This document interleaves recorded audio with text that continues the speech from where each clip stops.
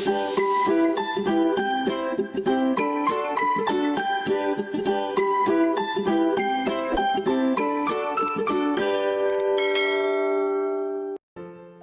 Friends, ഇന്ന് നല്ല healthy ആയിട്ടുള്ളൊരു ബ്രേക്ക്ഫാസ്റ്റിൻ്റെ റെസിപ്പി ട്രൈ ചെയ്താലോ? ഇത് ബ്രേക്ക്ഫാസ്റ്റ് ആയിട്ട് മാത്രമല്ല ഡിന്നറായിട്ടും നമുക്ക് കഴിക്കാവുന്നതാണ്. നമുക്ക് ഇതിനുള്ള ഇൻഗ്രീഡിയൻസ് എന്തെല്ലാമെന്ന് കാണാം.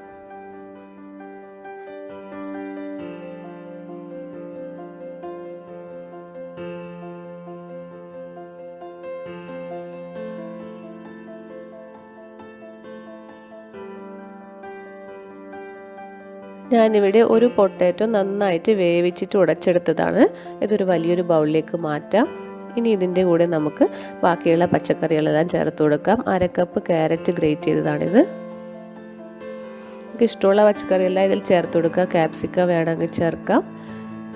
ഇനി ഞാൻ ചേർക്കുന്നത് കാബേജാണ്. കാബേജ് 1/2 കപ്പ് എടുത്തിട്ടുണ്ട്. എല്ലാം ഇതുപോലെ ചെറുതായിട്ട് അരിഞ്ഞിട്ട് വേണം എടുക്കാൻ വേണ്ടിയിട്ട്. പിന്നെ ഇതിലേക്ക് നമുക്ക് ഒരു സവാള ചെറുതായിട്ട് അരിഞ്ഞത് ചേർക്കാം. പിന്നെ ചേർക്കുന്നത് പച്ചമുളകാണ്. ഒരു പച്ചമുളക് എടുത്തിട്ടുണ്ട്. പിന്നെ കുറച്ച് കറിവേപ്പില ചെറുതായിട്ട് അരിഞ്ഞിട്ട് ചേർത്ത് കൊടുക്കാം. കറിവേപ്പിലയും മല്ലിയിലയൊക്കെ ചേർത്ത് കൊടുക്കാം ഇതിൽ. പിന്നെ ഇതിലേക്ക് മഞ്ഞൾപ്പൊടി ചേർക്കുന്നുണ്ട്. 1/4 ടേബിൾ സ്പൂൺ മഞ്ഞൾപ്പൊടി ചേർക്കുന്നുണ്ട്. പിന്നെ 1/2 ടേബിൾ സ്പൂൺ കുരുമുളക് പൊടി ചേർക്കാം. പിന്നെ 1/4 ടേബിൾ സ്പൂൺ ജീരകം പൊടിച്ചത്. പിന്നെ 1/2 table spoon Kashmiri chilli powder കൂടി ചേർക്കാം. പിന്നെ ഇതിലേക്ക് ഇഞ്ചി ചേർക്കുന്നുണ്ട്. 1 ടേബിൾ സ്പൂൺ ഇഞ്ചി ചതച്ചത്. പിന്നെ നമുക്ക് 2 കപ്പ് ഗോതമ്പ് പൊടി ഇതിൽ ചേർക്കാം.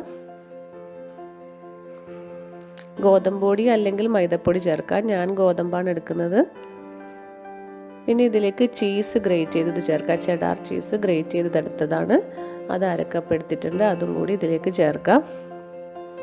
പിന്നെ ഇതിലേക്ക് 1/2 ടേബിൾ സ്പൂൺ ബേക്കിംഗ് പൗഡർ ചേർക്കുന്നുണ്ട്. പിന്നെ കുറച്ച് ഉപ്പ്, ആവശ്യത്തിനുള്ള ഉപ്പും ചേർത്തിട്ട് എല്ലാം നന്നായിട്ട് ഇത് മിക്സ് ചെയ്യാം.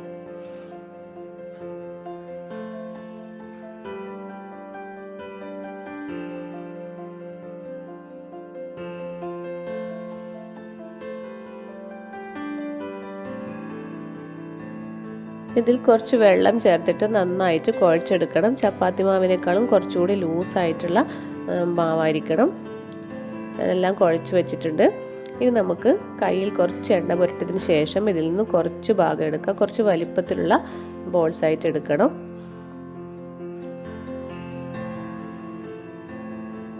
ഇനി ചപ്പാത്തി പലകയിൽ കുറച്ച് ഗോതമ്പ് പൊടി തൂകിയതിന് ശേഷം നമ്മൾ റെഡിയാക്കി വെച്ചിരിക്കുന്ന ബോൾ ഇതിലേക്ക് വെച്ച് കൊടുക്കാം. കുറച്ച് വലിപ്പത്തിലുള്ള ബോൾസ് ആക്കിയിട്ട് എടുക്കുന്നതാണ് നല്ലത്. ചപ്പാത്തി മാവിനേക്കാളും കുറച്ചുകൂടി വലിപ്പത്തിലായിരിക്കണം എടുക്കേണ്ടത്. ഇത് ചെറുതായിട്ടൊന്ന് പരത്തി കൊടുക്കാം. അധികം ശക്തിയിൽ പരത്തേണ്ട ആവശ്യമില്ല. ചെറുതായിട്ടൊന്ന് പ്രസ് ചെയ്ത് കൊടുത്താൽ മതി.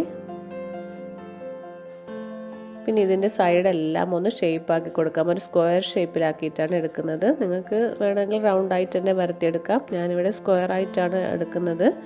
അതും കുറച്ചുകൂടി കട്ടിയിലായിരിക്കും ഉണ്ടാവുക. ചപ്പാത്തിയൊക്കെ നല്ല നേരിയതായിട്ട് നമ്മൾ പരത്തിയെടുക്കുന്നത്. ഇത് കുറച്ച് കട്ടിയിലായിട്ടാണ് ഉണ്ടാവുക. ഇതുപോലെ സ്ക്വയർ ഷേപ്പാക്കി എടുക്കാം നമുക്ക്. ഇതിപ്പോൾ റെഡി ആയിട്ടുണ്ട്. ഇതൊരു പ്ലേറ്റിലേക്ക് മാറ്റാം. ഇനി ബാക്കിയുള്ളതും ഇതുപോലെ തന്നെ സ്ക്വയർ ഷേപ്പിൽ നമുക്ക് പരത്തിയെടുക്കാം.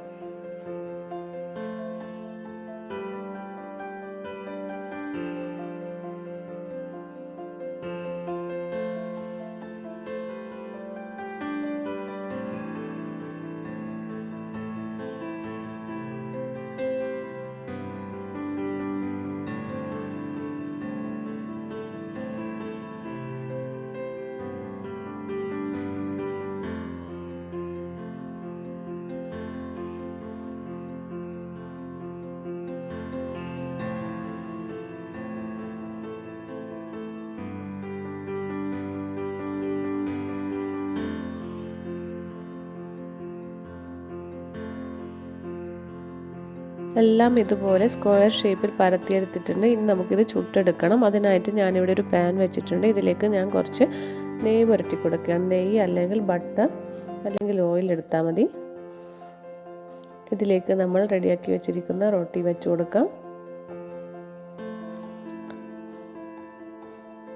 ഇതൊരു മീഡിയം ഫ്ലെയിമിൽ ഇട്ടിട്ട് വേണം റെഡിയാക്കി എടുക്കാൻ വേണ്ടിയിട്ട്. ഇതിൻ്റെ മുകളിൽ കുറച്ച് നെയ്യ് പുരട്ടി കൊടുക്കുന്നുണ്ട്. ഒരു സൈഡ് നന്നായിട്ട് റോസ്റ്റായി വന്നിട്ടുണ്ട്, കണ്ടില്ലേ നല്ല ബ്രൗൺ കളർ ആയിട്ടുണ്ട്. ഇതപ്പോൾ മറിച്ചിട്ട് കൊടുക്കാം.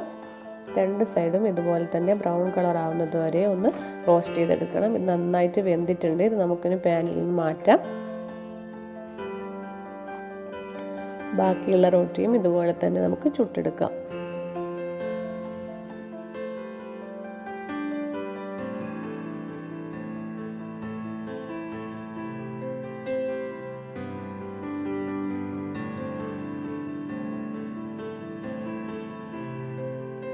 ബ്രേക്ക്ഫാസ്റ്റിനും ഡിന്നറിനും ഒക്കെ പറ്റിയ നല്ലൊരു ഹെൽത്തി ആയിട്ടുള്ള ഒരു റെസിപ്പിയാണിത്. കാരണം കൂടുതൽ വെജിറ്റബിൾസൊക്കെ യൂസ് ചെയ്തിട്ടുണ്ടാക്കുന്നതാണിത്. അതുപോലെ തന്നെ ചീസും ഉപയോഗിച്ചിട്ടുണ്ട്. കുട്ടികൾക്കൊക്കെ എന്തായാലും ഇത് ഇഷ്ടമാവും. തീർച്ചയായും നിങ്ങളിത് ട്രൈ ചെയ്ത് നോക്കണേ. എന്നിട്ട് നിങ്ങളുടെ അഭിപ്രായമൊക്കെ അറിയിക്കൂ. പുതിയൊരു റെസിപ്പിയുമായി വീണ്ടും കാണാം. താങ്ക്